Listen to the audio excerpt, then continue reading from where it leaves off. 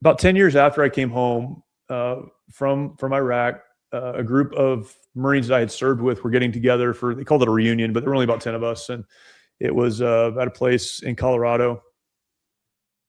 And one of them reached out to me and said, "Hey, we're doing this thing. Would you be interested in coming and hanging out with us for a couple of days?" And I had not talked to anyone. I hadn't seen anyone. I had no idea what anyone was up to. And so I thought, yeah, maybe that's something that would be good. Yeah.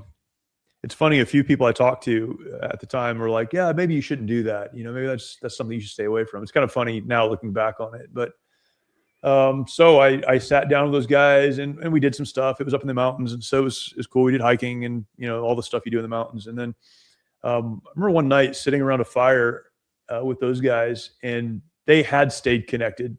Some of them had stayed in and gone to Fallujah and some other places. And so I started to hear stories from them about Marines that I knew who had come home and taken their lives, who had wrecked their families, some who came home and were just trying to get by. They weren't doing anything super meaningful, but they were just trying to survive.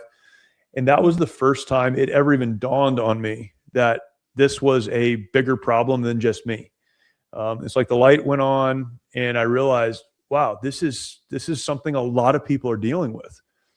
Right. And in the process of that, realized the difference between them and me is that I had the community of people around me that could help me get up and move forward.